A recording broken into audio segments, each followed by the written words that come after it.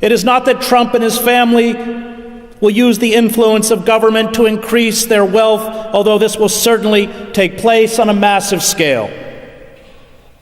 It is that hundreds of billions of federal dollars will be diverted into the hands of cronies, sleazy bankers, unethical financial firms, and scabrous hedge fund managers.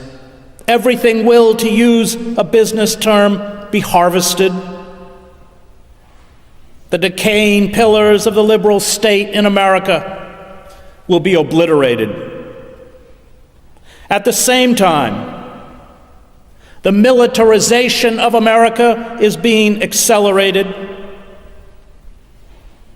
The defense budget will be increased by 10%, or $54 billion, although the United States already spends more than the defense budgets of the next 7 countries combined.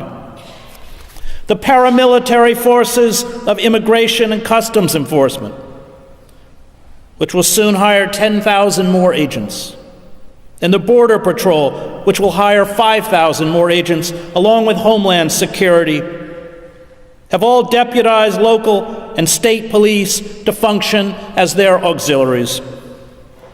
They will be flooded with cast-off military-issue equipment. These paramilitary forces will not disband once they have finished terrorizing and deporting some of the 11 million undocumented workers in the United States. They will turn on their next victims, Muslims, African Americans, Asians, dissidents. This militarization of society is designed to carry out the race war that Trump and those around him see as inevitable at home and abroad. In poor communities of color, this race war has already begun.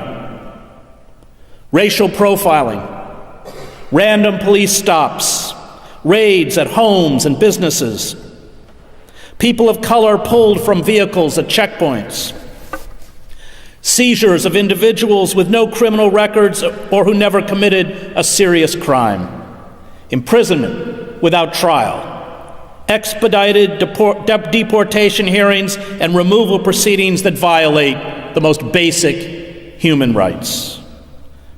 The arrest of a beneficiary of the Deferred Action for Childhood Arrivals, or DACA program, Daniel Ramirez Medina, 23, who, along with the program's other 750,000 successful applicants, had revealed all personal history to the government in applying for DACA status. Parents separated, perhaps forever, from their children. The hunted going underground. The end of the rule of law. The abandonment of the common good. The obliteration of a social state in which institutions and assistance programs, from public education to Social Security and welfare, make justice, equality, and dignity possible. White Europeans who are undocumented are not being targeted. The executive orders of Trump are directed against people of color. They begin from the premise that white Americans are the true victims of neoliberalism, deindustrialization, and falling living standards. The Trump orders are written not to make America great again, but to make America white. They are an updated version of the Nazis' Nuremberg laws, the Jim Crow laws, the Chinese Exclusion Act, and the Naturalization Act of 1870. They are intended to institutionalize an overt racial hierarchy in the United States, one already far advanced in the miniature police states where people of color live in marginal communities. In these impoverished enclaves, there is no right to trial or due process. Militarized police kill with impunity, and the courts lock people away, often for life. Rights are treated as privileges that can instantly be revoked. The poor, especially poor people of color, are exempted from moral consideration. They are attacked as impediments to social cohesion, and these impediments must be eliminated. Jews, their community centers enduring threats of violence and their graveyards desecrated, will also be persecuted. American fascism is rapidly being cemented into place by uniformed and heavily armed paramilitary goons, clutching the flag and the cross and reciting the Pledge of Allegiance and the Lord's Prayer. Little or no prospect of rescue from individual indolence or impotence can be expected to arrive from a political state that is not and refuses to be a social state. The sociologist Zygmunt Bauman wrote, "Without social rights for all, a large and all probability growing number of people will find their political rights of little use and unworthy of their attention. If political rights are necessary to set social rights in place, social rights are indispensable to make political rights real and keep them in operation. The two rights need each other for their survival. That survival can only be their joint achievement." Presidential Chief Strategist Stephen Bannon, in his public comments and his films, such as Generation Zero, has embraced a historical determinism worthy of Karl Marx. He posits that Western culture has been contaminated and is being destroyed by darker races and barbaric religions and belief systems. His conspiratorial view of history and society sees a global war between the white race and the lesser breeds of the earth as not only inevitable, but one that will reinvigorate and purify America. This idea of regeneration through violence, which has always been part of the American myth, is also a central tenet of fascism. Racists and conspiracy theorists such as Bannon, Michael Anton, Stephen Miller, Sebastian Gorka constitute Trump's ideological brain trust. Gorka goes so far as to argue that the failure to understand the evil of radical Islam stems from a systematic subversion of the national security establishment under the banner of inclusivity, cultural awareness, and political correctness. In a 2014 speech, Bannon said, "I believe we've come partly off track in the years since the fall of the Soviet Union, and we're starting now in the 21st century, which I believe strongly is a crisis both of our church, a crisis of our faith, a crisis of the West, a crisis of capitalism. There is a major war brewing that's already global." Bannon said, "It's going global in scale. And today's technology, today's media, today's access to weapons of mass destruction, it's going to lead to a global conflict, and I believe has to be confronted today. Every day that we refuse to look at this as what it is and the scale of it, and really the viciousness of it, will be a day where you will rue that we didn't act." Bannon is a proponent of the theory popularized by authors William Strauss and Neil Howe in their books Generations, The History of America's Future, 1584 to 2069, and The Fourth Turning, an American prophecy, what the cycles of history tell us about America's next rendezvous with destiny. These authors argue that roughly every 80 years, for an average human lifespan, the country goes through a cataclysmic crisis. This crisis triggers war, industrial slaughter, and genocide, and lasts for a decade or more. In its aftermath, they argue the social order is rejuvenated. Strauss and Howe highlight the American Revolution of 1775 to 1783, the Civil War, the Great Depression, and World War II as examples of how the cycle works. Pseudo-intellectuals such as Strauss and Howe play the role that Paul de Lagarde, Julius Langbaum, Arthur Muller, von den Broek, and Alfred Rosenberg played for the Nazi Party. They give an intellectual veneer to racist conspiracy theories, a perverted nationalism, a hatred for culture, and the lust for domination through violence. I share Bannon's distaste for corporate globalization, free trade agreements, the failure to put Wall Street bankers in jail, the bank bailouts and crony capitalism, and would even concede that Americans wallow in the moral swamp of a culture of narcissism. He is right when he attacks the two major political parties as the one party of Davos.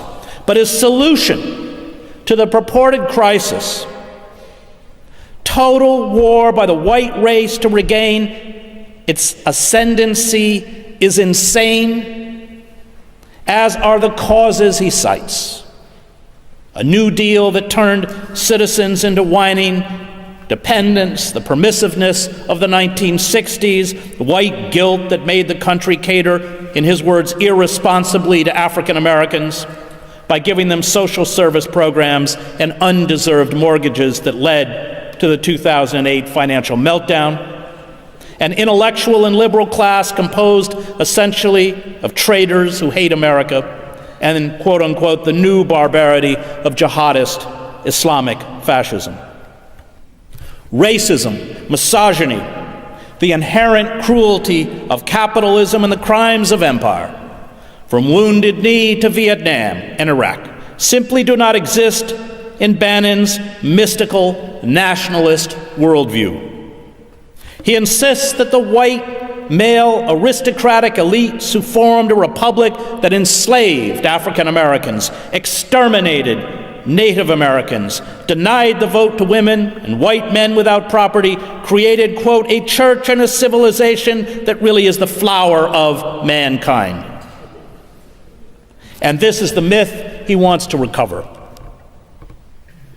Now, it may be that the deep state, the shadowy world of the security and surveillance bureaucracy, the arms industry, Wall Street, Silicon Valley, and corporations that actually rule the country, disturbed by Trump's impulsivity, irrationality, and incompetence, will move to replace him. This was certainly the idea when the organs of internal security used a wiretap to discredit and remove Michael Flynn, and it is what is happening now with the leaks about the Attorney General's 2 meetings with the Russian ambassador. But the ascendancy to the White House of Michael Pence, a more polished and disciplined politician who will advance the agenda of the Christian right, will not make things better, and indeed, they may make things worse.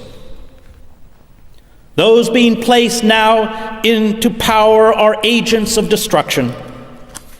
Betsy DeVos is moving to defund our system of public education and use government vouchers to expand corporate charter school chains and those run by the Christian right. Scott Pruitt is dismantling the Environmental Protection Agency.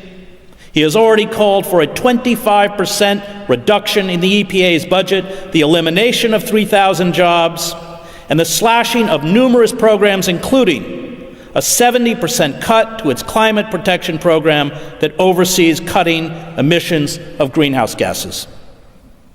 Bannon was the dark hand behind the ban on Muslims entering the United States from 7 Muslim-majority countries, a ban you can expect to see extended if the Trump administration is successful in removing a stay issued by a district court or issuing a new executive order. Bannon was behind the order to the Department of Homeland Security to draw up lists of Muslim organizations and individuals in the United States that, in the language of that executive order, have quote-unquote been radicalized and provided material support to terrorism-related organizations in countries that pose a threat to the United States. Such lists will be used to criminalize Muslim leaders and the institutions and organizations they built. Then, once Muslims are dealt with, there will be new Homeland Security lists that will allow the government to target the press, activists, labor leaders, dissident intellectuals, and the left. Lenin wanted to destroy the state, and that's my goal too, Bannon told the writer Ronald Radash in 2013. I want to bring everything crashing down and destroy all of today's establishment. This culture of destruction was launched 4 decades ago by corporate forces. The corporate elites, terrified by the mobilization of the left in the 1960s, by what the political scientist Samuel Huntington called America's excess of democracy, built and funded counter-institutions to delegitimize and marginalize critics of corporate capitalism and imperialism.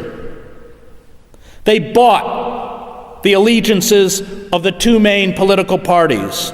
They imposed obedience to the neoliberal ideology within academia and the press. This campaign, laid out by Lewis Powell in his 1971 memorandum titled Attack on American Free Enterprise System, was the blueprint for the creeping corporate coup d'etat that 45 years later is largely complete. The dismantling of democratic institutions, places where the citizen has agency and a voice, is far graver than the ascendancy to the White House of the demagogue Trump. The coup destroyed our 2-party system. Labor unions are a spent force. The press is corporatized. Universities have been purged of dissidents and independent scholars who criticize neoliberalism and decry the decay of democratic institutions. Public broadcasting and the arts, places where voices not beholden to corporate power should find a sanctuary, have been defunded and forced to beg for corporate money, which of course comes with corporate censorship. And it is expected that what little money the government gives to public broadcasting and organizations such as the National Endowment for the Arts will soon be eliminated under Trump. The courts have been stacked with judges whose legal careers were spent serving corporate power, a trend in appointments that continued under Barack Obama. Money has replaced the vote, which is how someone as unqualified as DeVos can buy herself a cabinet seat. And the Democratic Party, rather than sever its ties to Wall Street and corporations, is naively waiting in the wings to profit from a Trump debacle. This coup destroyed more than our democratic institutions. It destroyed the very credibility of liberal democracy. Self-identified liberals such as the Clintons and Obama mouthed the words of liberal democratic values while making war on those values in the service of corporate power. And the revolt we see rippling across the United States and much of the globe is a revolt not only against a corporate system that has betrayed workers, but also, for many, the ideas and values espoused by a bankrupt liberal class. This is very dangerous. The discrediting of liberal democracy will allow the radical right to cement into place in America and much of Europe and other parts of the globe a form of fascism. Presidential advisor Stephen Miller, an ardent white supremacist, in an interview on Face the Nation on CBS was quite blunt about what to expect. We have a judiciary that has taken far too much power and become in many cases a supreme branch of government, he said. Our opponents, the media, and the whole world will soon see, as we begin to take further actions, that the powers of the president to protect our country are very substantial and will not be questioned. History may not repeat itself, but it echoes. The framers of the Constitution, steeped in the rise of empire and death of democracy in ancient Greece and Rome, attempted to provide checks and balances to keep the American Republic from falling like their ancient counterparts into oligarchy and tyranny. This knowledge of the past, dismissed as frivolous by our consumer culture and business elites, allows us to recognize the familiar warning signs on the road to tyranny. If we studied the collapse of ancient Greece, Rome, the Weimar Republic, or even the former Yugoslavia, we would be far more alert to the current march towards despotism. Thucydides, who wrote that the tyranny Athens imposed on others had finally imposed on itself, is a far better guide to our future than Milton Friedman or Ayn Rand. The historian Fritz Stern, in The Politics of Cultural Despair, his book on the rise of fascism in Germany, warned repeatedly of the danger of a bankrupt liberalism. Stern, who saw the same dark, irrational forces at work today that he watched as a boy in Nazi Germany, argued that the spiritually and politically alienated are the prime recruits for a politics centered around cultural hatreds and personal resentments. And Stern told me that in Germany, there was a yearning for fascism before the word fascism was invented. They attacked liberalism, Stern wrote of the fascists emerging at that time in Germany, because it seemed to them the principal premise of modern society.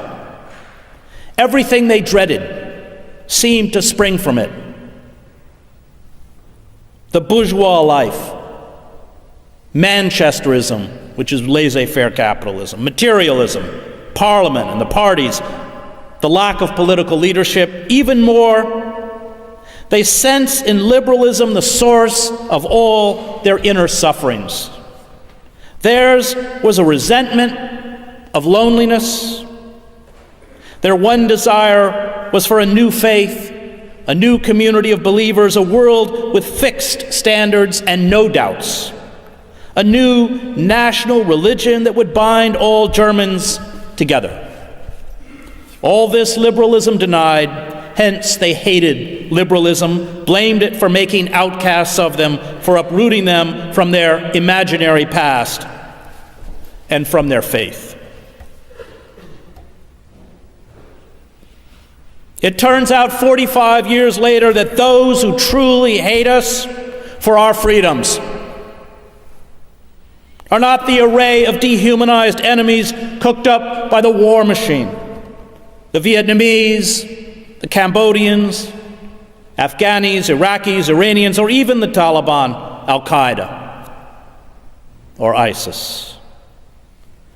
They are the financiers, bankers, politicians, public intellectuals and pundits, lawyers, journalists and business people, many cultivated in elite universities and business schools, who served, as Matt Taibbi says, as the guardians of the orthodoxy of neoliberalism and empire.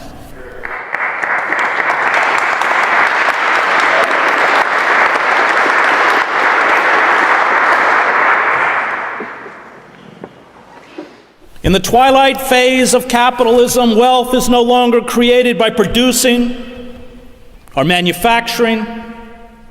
It is created by manipulating the prices of stocks and commodities and imposing a crippling debt peonage on the public. Our casino capitalism has merged with the actual gambling industry. This is an economic model designed to prey on the desperate. Young men and women burdened by student loans, underpaid workers crushed by credit card debt and mortgages, bankrupt towns and cities forced to borrow to maintain municipal services and sell off municipal assets, from sewers and water treatment plants to their parking authority to corporations. Casino magnates such as Sheldon Adelson, who has advocated attacking Iran with nuclear weapons, and hedge fund managers such as Paul Singer, who buys distressed or defaulted bonds at pennies on the dollar and then sues for full repayment, which is how he trashed the Argentine economy, and Robert Mercer add nothing of value to society. They do not generate money, but instead redistribute it upwards to the 1%. They use lobbyists and campaign contributions to rewrite laws and regulations and build monopolies. And this is how the drug company Mylan in the United States raised the price of an EpiPen used to treat allergy reactions from $57 in 2007 to $500. They have given themselves the legal power to carry out a tax boycott, loot the treasury, close factories, send jobs overseas, and gut social service programs. These corporate mandarins are, if we speak in the language of God and country, traitors. They are parasites. Financial speculation in 17th century England was a crime. Speculators were hanged. The heads of most of today's banks and hedge fund managers and the executives of large corporations such as Walmart and Gap that run sweatshop death traps for impoverished workers overseas deserve prison far more than most of the poor students of color I teach within the prison system, people who never had a fair trial or a fair chance in life. When a tiny cabal seizes power, monarchist, communist, fascist, or corporate, it creates a mafia economy and a mafia state. Trump is not an anomaly. He is the grotesque visage of our collapsed democracy. Trump and his coterie of billionaires, generals, half-wits, Christian fascists, criminals, racists, and deviants.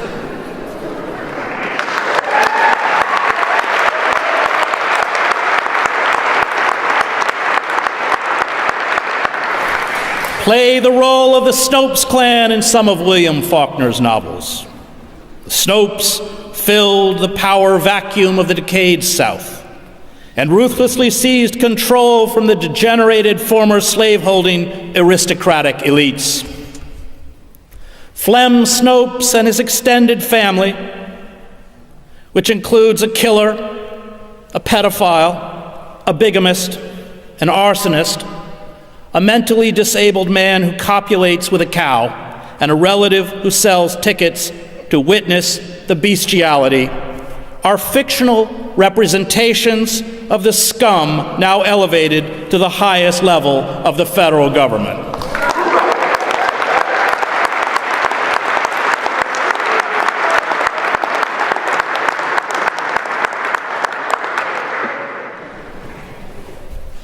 The usual reference to amorality, while accurate, is not sufficiently distinctive and by itself does not allow us to place them as they should be placed in a historical moment. The critic Irving Howe wrote of the Snopeses.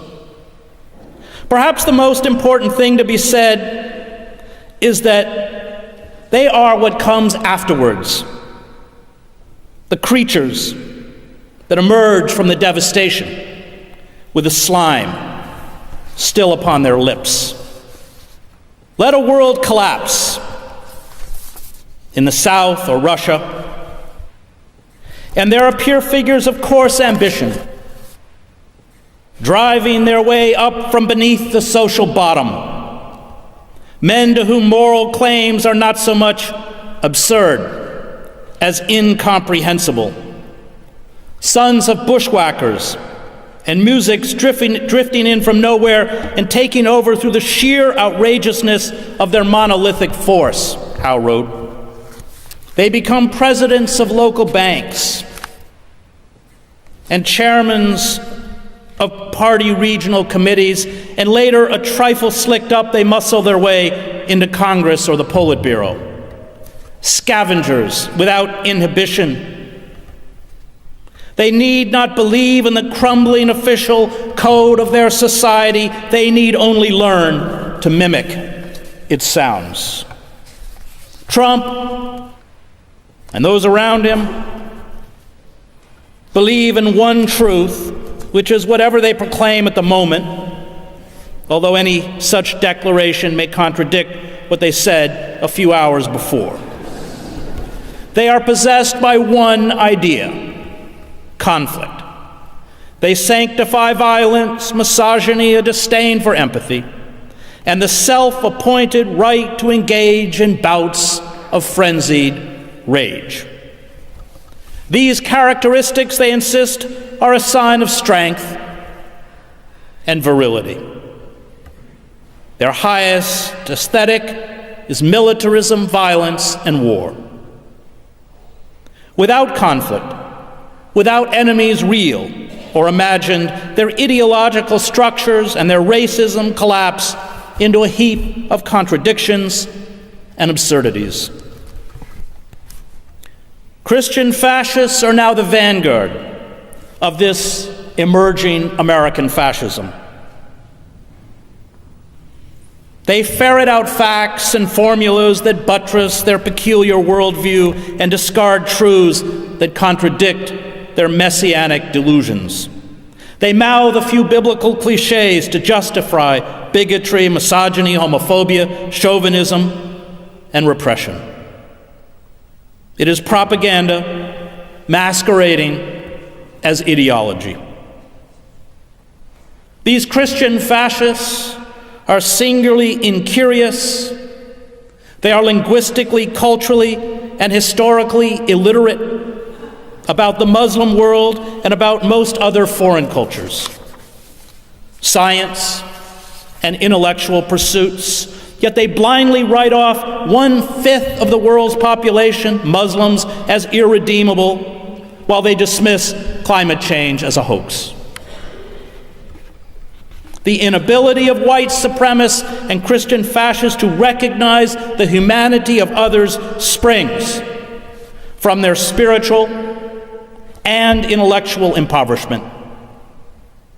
They mistake their bigotry for honesty. They mistake their ignorance for innocence. They cannot separate fantasy from reality. And such people are, as James Baldwin said, moral monsters. Evil for them is embodied in the dehumanized other. And once the human personification of evil is eradicated, evil itself is supposed to disappear. Except, of course, that as soon as one group of human beings is annihilated, another human embodiment of evil rises to take its place. The Nazis began with the Jews. Our fanatics are beginning with the undocumented and Muslims, and history has shown where they will go from here. The nationalist is by definition an ignoramus, the Yugoslav writer Danilo Kish wrote. Nationalism is the line of least resistance, the easy way. The nationalist is untroubled. He knows or thinks he knows what his values are. That's to say, national. That's to say, the values of the nation he belongs to, ethical and political. He is not interested in others. They are no concern of his hell, it's other people, other nations, another tribe. They don't even need investigating. The nationalist sees other people in his own image as nationalists. Like all utopians, these people believe that their agenda is being implemented for our benefit. They are like Cardinal Robert Bellarmine, who oversaw the burning of Giordano Bruni at the stake and who argued that eradicating heretics does them a favor because it saves them from their own damnation. It is impossible to have a rational dialogue with people who view reality through the binary lens of black and white, us and them. They do not recognize the right of dissent. Dissent is at best obstruction and probably treason. Fanatics in power always become inquisitors. Trump has no coherent belief system or coherent ideology, but his ideological vacuum is being filled by the Christian right. What comes next, history has shown, will not be pleasant. A corrupt and inept ruling elite, backed by the organs of state security and law enforcement, will transform workers into serfs. The most benign dissent will be criminalized. The ravaging of the ecosystem will propel us ever closer towards extinction. Hate talk will, as stagnation and decay continue, call for attacks against Muslims, undocumented workers, African Americans, feminists, intellectuals, artists, dissidents, all of whom will be scapegoated for the country's decline. Magical thinking will dominate our airwaves and be taught in our public schools. Art and culture will be degraded to nationalist kitsch. All the cultural and intellectual disciplines that allow us to view the world from the perspective of the other, that foster empathy, understanding, and compassion, will be replaced by a grotesque and cruel hyper-masculinity and hyper-militarism. Reality, any discourse based on verifiable fact and truth, are under assault. Verbal confusion reigns, truth and illusion have merged. Mental chaos makes it hard to fathom what is happening. We feel trapped in a hall of mirrors. Revealed lies are answered with new lies. The rational is countered with the irrational. Cognitive dissonance prevails. We endure a disquieting shame, even guilt. Tens of millions of Americans, especially women, undocumented workers, Muslims, and African Americans, suffer the acute anxiety of being pursued by a predator. All this is by design. Demagogues always infect the governed with their own psychosis. The lies pour out of the White House like flocks of pigeons. Donald Trump's election victory was a landslide. He had the largest inauguration crowds in American history. 3 million to 5 million undocumented immigrants voted illegally. Climate change is a hoax. Vaccines cause autism. Immigrants are carriers of, quote, tremendous infectious disease. The election was rigged until it wasn't. We don't know who really knocked down the World Trade Center. Torture works. Mexico will pay for the wall, and America will be great again.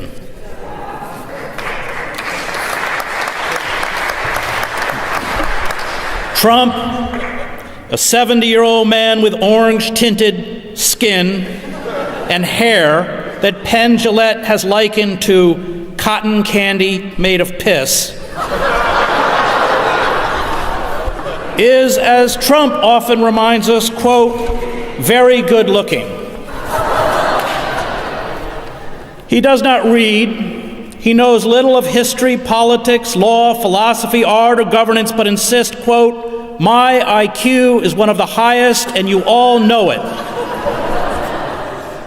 Please don't feel so stupid or insecure. It's not your fault."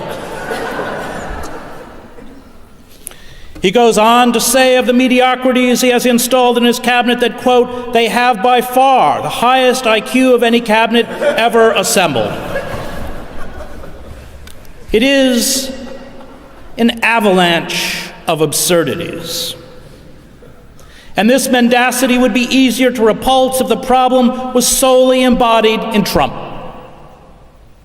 But even in the face of a rising despotism, the Democratic Party and the liberal class refuses to denounce the corporate forces that eviscerated our democracy, impoverished the country, and created Trump. The neoliberal Trump demonizes Muslims, undocumented workers, and the media. The neoliberal Democratic Party demonized Vladimir Putin and FBI Director James Comey. No one challenges corporate power. The warring elites pit alternative facts against alternative facts. All engage in demagoguery. And we will, I fear, be condemned to despotism by Trump and by the cowardice and dishonesty of the liberal class. The order for some employees of several federal agencies, including the Environmental Protection Agency, the U.S. Department of Agriculture's Research Service, the National Park Service, and the Department of Health and Human Services to restrict or cease communication with the press or members of Congress, along with the attempt to impose 10-year felony convictions on 6 reporters who covered the inauguration protests, is part of this campaign to marginalize reality itself and replace it with fantasy. Facts for demagogues depend solely on those who have the power to create them.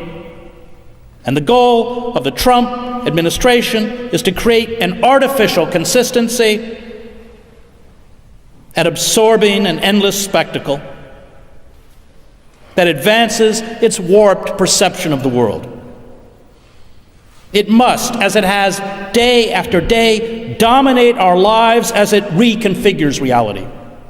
Fantastic and absurd assertions are treated seriously, a process that over time erodes the power of the rational. Before they seize power and establish a world according to their doctrines, totalitarian movements conjure up a lying world of consistency which is more adequate to the needs of the human mind than reality itself, in which through sheer imagination, uprooted masses can feel at home and are spared the never-ending shocks which real life and real experiences deal to human beings and their expectations, Hannah Arendt wrote. The force possessed by totalitarian propaganda, before the movements have the power to drop iron curtains to prevent anyone's disturbing by the slightest reality the gruesome quiet of an entirely imaginary world, lies in its ability to shut the masses off from the real world. This assault on fact, on truth, on reality, is empowered by the loss of credibility of our democratic institutions. And it has thrown the country into an existential as well as an economic crisis. The courts, university, and press are no longer trusted by tens of millions of Americans who correctly see them as organs of the corporate elites. These institutions are traditionally the mechanism by which a society is unable to unmask the lies of the powerful, critique ruling ideologies, and promote justice. Because Americans have been bitterly betrayed by their institutions, the Trump regime can attack the press as the opposition party, threaten to cut off university funding, taunt a federal jurist as a so-called judge, and denounce a court order as outrageous. The decay of democratic institutions is the prerequisite for the rise of authoritarian or fascist regimes. And this decay has given credibility to a pathological liar.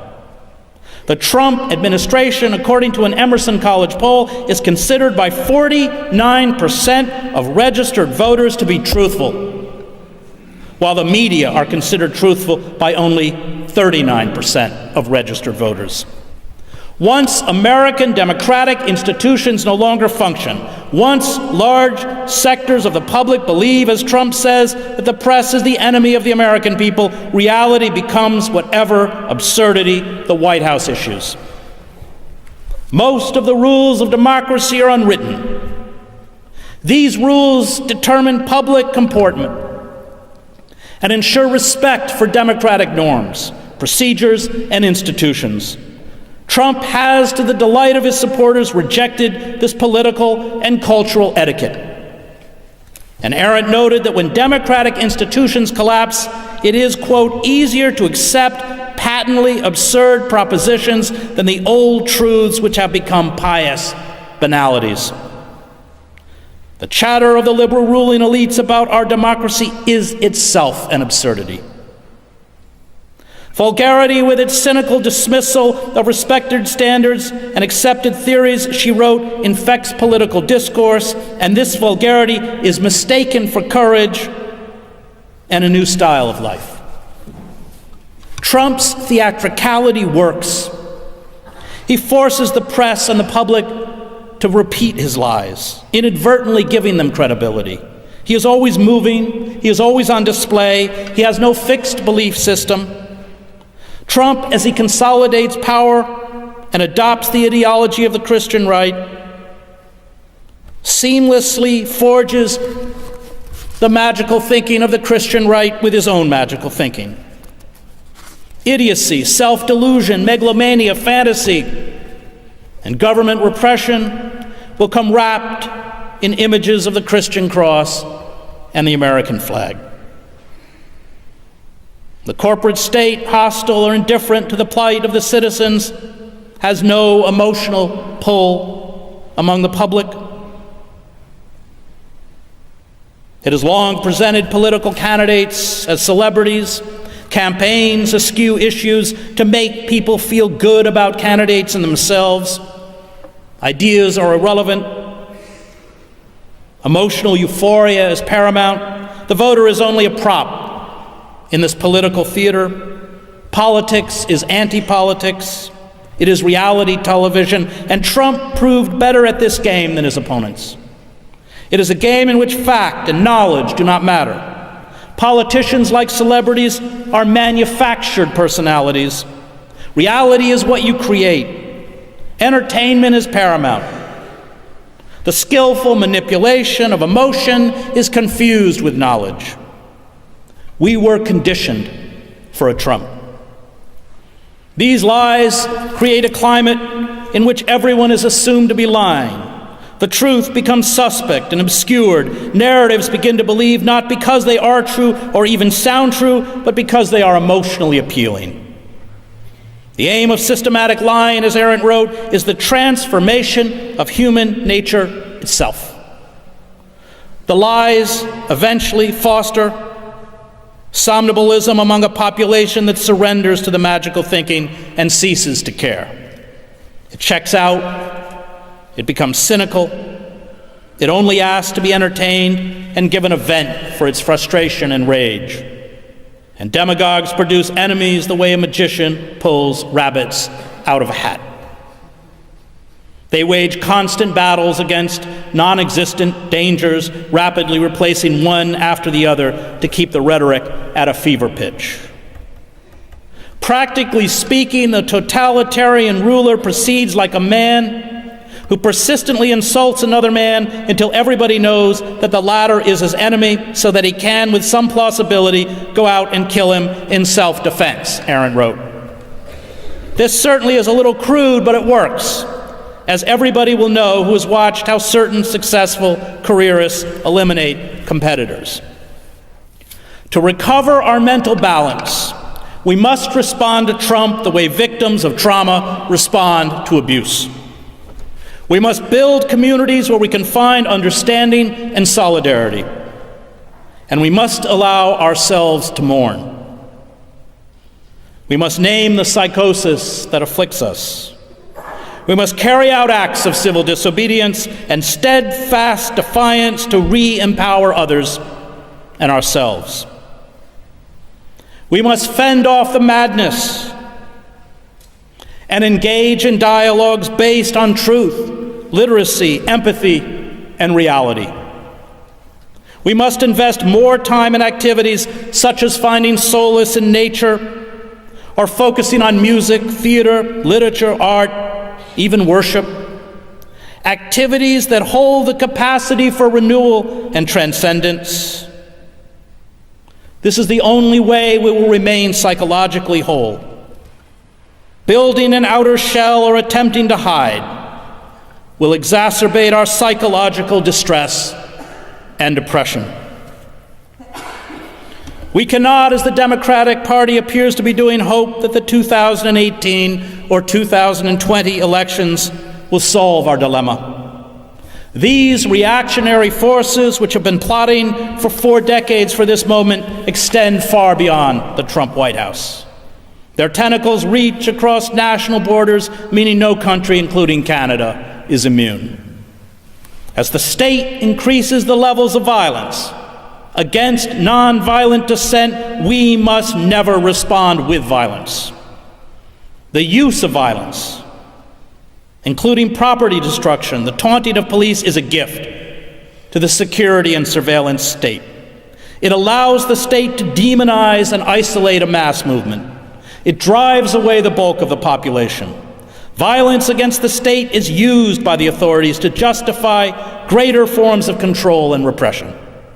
The corporate state understands and welcomes the language of force. This is a game the government will always win and we will always lose. If we are perceived as a flag-burning, rock-throwing, angry mob that embraces violence, we will be easily crushed. We can succeed only if we win the hearts and minds of the wider public, and ultimately many of those within the structures of power, including the police.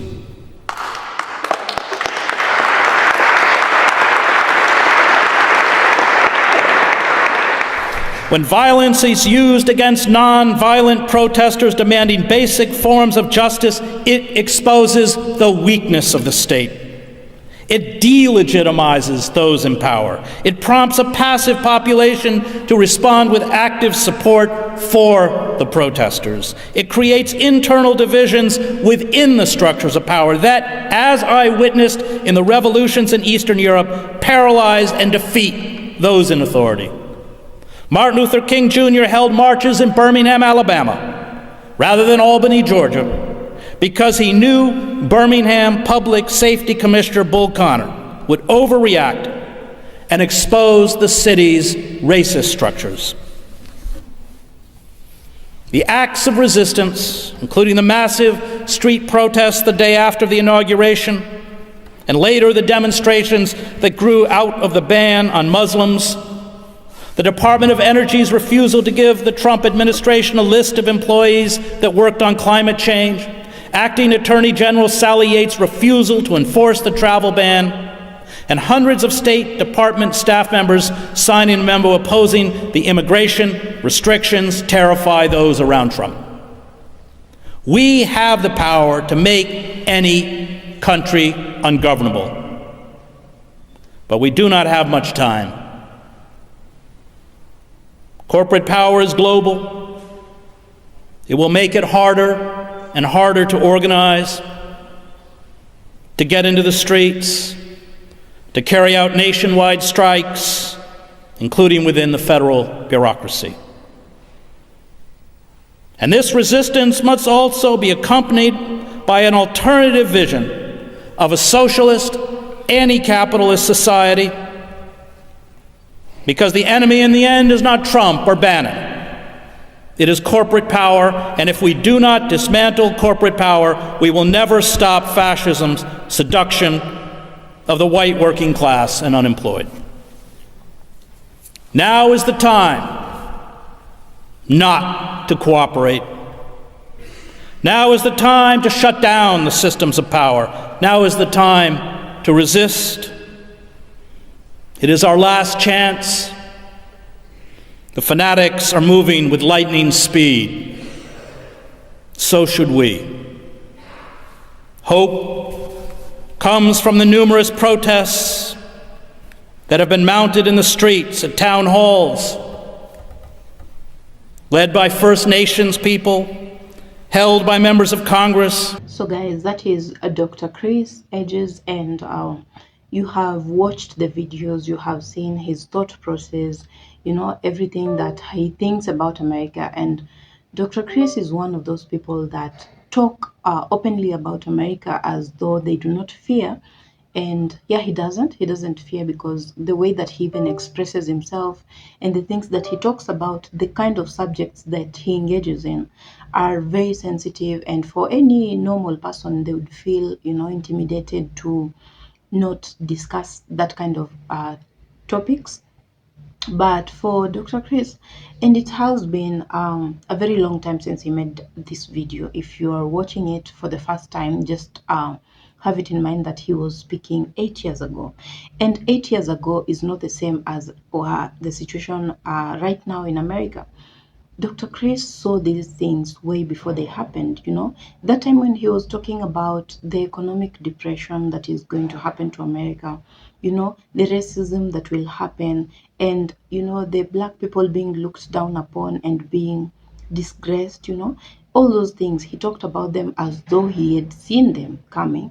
And by that time when he was making this speech, things were not as bad as they are right now. So if you watch this in those lessons, then you will realize that he saw ahead of him. He was ahead of himself in terms of his thought process. He saw these things happening, and he knew that definitely they were going to lead up to the things that are happening right now. Look at the economic situation of Americans right now.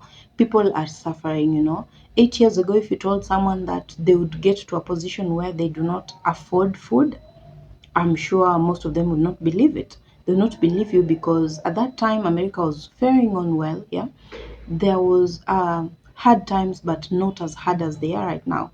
People were able to afford the basic things comfortably. They were able to spend time with their families. They were able to, you know, just have life that is moving. But right now, you notice that people have to work extra hard, extremely hard, for them to even be able to afford to live a decent life, to give their children a beautiful life that they dreamt of, you know. The American dream has faded. It's just, it's no longer a dream for anyone. People are running away from it. Most of the people are actually leaving America, you know. I have made videos here, a couple of videos, people talking about they just want to get out of America. They don't know where they are going, but they just want to be anywhere except America. And that is due to the hard economic times. The economic depression is hitting people in all the wrong places, because it came unexpected, and they did not think that they were supposed to prepare, you know, to brace themselves for such times. Now, President Trump came in, and he has been doing quite a number on Americans, and he has made people really regret voting for him. You know, people are regretting everything they have done in support for him. Even the MAGA people are complaining and talking about they regret making that decision. They should never have given their loyalty to such a person, because he does not care about anyone. President Trump has proven to people that he only cares about himself. He only cares about his family. You know, he cares about his friends, his billionaire friends. He cares about himself. Yeah. For the rest of the Americans, it's up to them. They are living life as if it is on them. Yeah. The hard times that are hitting them, he does not care about. He's not even talking about it. He's not addressing it. And when he even talks about it, he talks about it as if it's some type of joke. Yeah, we're talking about real life. People are going through things that they are even getting depressed over, but he does not give you know, he's not acting presidential. He should be the one that is taking care of people in these kind of times. Now, people are not even getting food stamps. And for those that are even getting them, They're reduced. They're not the same way they used to get them a few years ago. People are not on welfare anymore, and if they are, it's less, it's slightly below half of what they were used to getting. Look at the race situation in America. Black people have been demoralized. They have been made to feel worse as time goes. This is 8 years ago. He saw this, he foresaw all these things. By that time, even the George Floyd case was not already, it had not happened. But he talked about it as if he had seen these things. Look at how the situation is right now. White people want to make, their main agenda is not to make America great. They want to make America white. So they have to make sure that everyone else that is not white is suffering under their rule, under their reign. Black people have been the main people being targeted on this issue. They are being suppressed in every corner of America. They are barely breathing, yeah? Everything is hard for them. Getting a job is hard. You hear black people talking about getting a job has become a nightmare. You apply for jobs, over 30 of them in a month. That means every day you are applying somewhere. You do not get any response, and when you do, some have the guts to even question you about race. What race do you belong to? And once you say you're black, that's the end of you. They do not consider you for the position. You wonder why race has to do with anything. If I am qualified and I have gone to school for this thing, I am definitely able and capable to do the job. But these people will do that. And I'm not talking about hearsay. I have done a video in the past of a Latino, was it a Latino woman that was looking for staff. So when someone was recommended, they called and asked what race, and that was the end of discussion.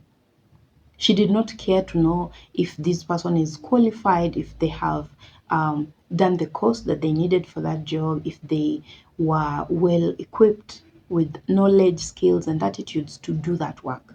They did not care about that. They only cared what color. If you're black, then sorry, I'm not taking black people. It has happened and it's still happening. There are many of you black people on here that have experienced this firsthand. Kindly consider sharing that in the comment section. Let people know that we're actually not just talking about things that don't happen. Yeah? He's talking about all these things that are happening in terms of race. Things that have made black people miserable, feel horrible, hate themselves. Things that have made black people actually hate being black. And that's why you see some of them, they want to be close to white people. They think sometimes maybe if they are just close enough, they will be loved a little bit more. They will be cared for, they will be given opportunities. And it doesn't happen. It doesn't happen. Instead, they are made puppets. They're made laughing stocks. They're made puppets for these white people. And when time comes for them to be helped, to get those opportunities, they're not considered. White people have mastered the art of using black people for their own benefit. They use black people to do the dirty jobs and end up not paying them. So you work so hard for someone, trying to be close to them. Proximity to power, you just want to associate with them just so maybe they can realize that you are actually a human being. Other than being black, you're just a human being like they. And that they should be able to treat you just as decent as they treat their own. But they don't see that. For them, your qualities, your character, your behavior, your hard work, all those things don't make sense. The only thing that makes sense to them is your skin color. As long as it's not like theirs, then they're not going to associate with you the same way they would do their own people. Guys, I know you relate to what Dr. Chris is talking about, and I wish to listen to your thoughts on this. I'd like to know what you think about this video, and just have it in mind that it was 8 years ago, so that you can relate fully to what we're talking about. Look at the situation and how he predicted it. If you watched it 8 years ago, most likely you wouldn't have thought this is going to happen. America had a big, bright future that time, you know. But looking at everything that is happening right now, you barely have anything to say. You can only hope that things change. You can only hope that things change miraculously. But that is not even about to happen anytime soon. So guys, leave a comment in the comment section below. If you are watching me for the first time, my name is Furaha, and kindly requesting you to subscribe to my channel, be part of this amazing family. You can go to my channel playlist, watch those videos, and if you like that kind of content, you can consider subscribing to me and be part of this wonderful family. Returning subscribers, thank you so much. You are the best, guys. You are the best, absolutely best.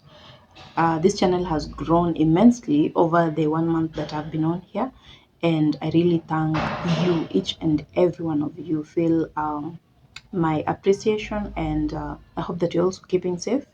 I love you guys, and I hope that you take care of one another. I'll see you in my next video. So bye for now.